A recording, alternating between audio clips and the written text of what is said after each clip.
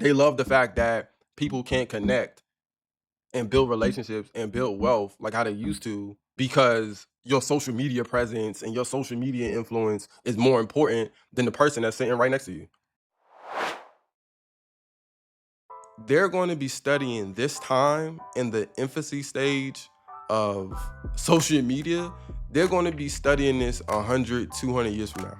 Like, if you were born in the 90s and up, we're kind of like the guinea pig generation for social media and its effect on the human mind. And yeah, people making money and all these different things, but you can also make the argument that it may be a net negative. You can make the argument that a lot more people are devolving instead of evolving. People say social media is the problem for this, and social media is the problem for that, and social media ruined this, and social media ruined that. And the one thing I always say in response is, doesn't that mean that we need to detach from social media? Like, that's what it's going to require. But I also recognize how many people don't want to make that big of a leap or cultural change in their lives. Sometimes you get yourselves in situations in life where you just realize that you cannot be super efficient in both.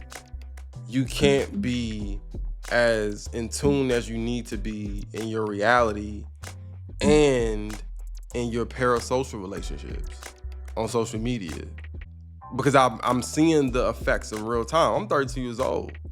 I know what Instagram looked like in its infancy and what it's become now with monetization and everything like that. Even YouTube.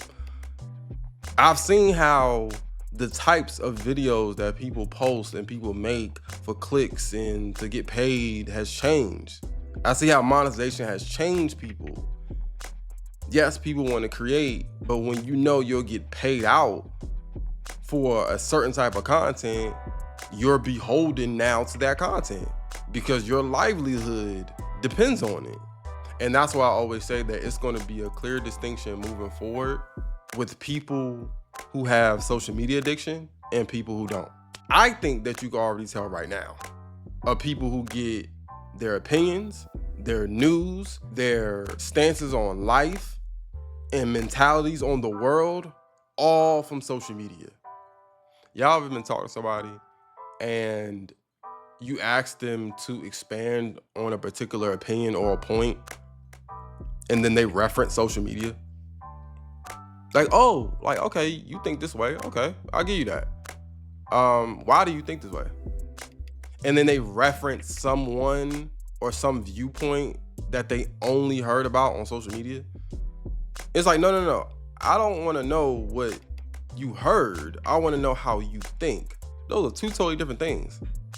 Let me say this to y'all, because I'm not so out on social media that I don't recognize how it can actually be productive, how it does bring people together in a way, how it expands opportunities, business opportunities to make money and all these different things. I recognize all that. All that I'm saying is that moving forward, in order for you to not feel like you're a victim to social media influence, you're going to have to utilize social media in a way that's proactive to you and not reactive.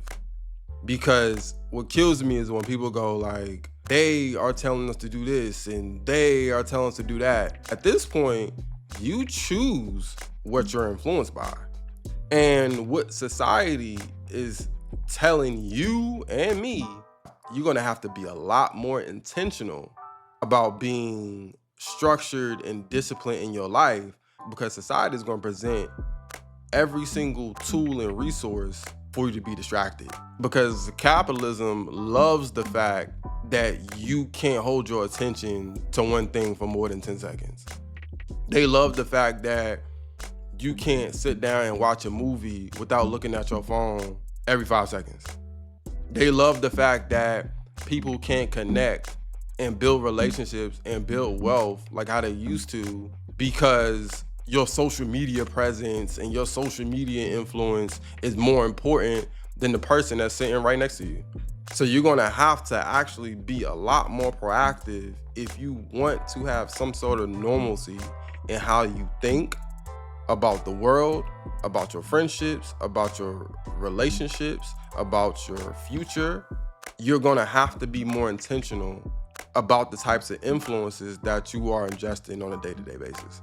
Please let me know y'all comments on how y'all feel about social media. Are you detaching from social media, or are you investing more time because you're trying to get this money? Please let me know that down in the comment box, and I'll catch y'all in the next video. Peace.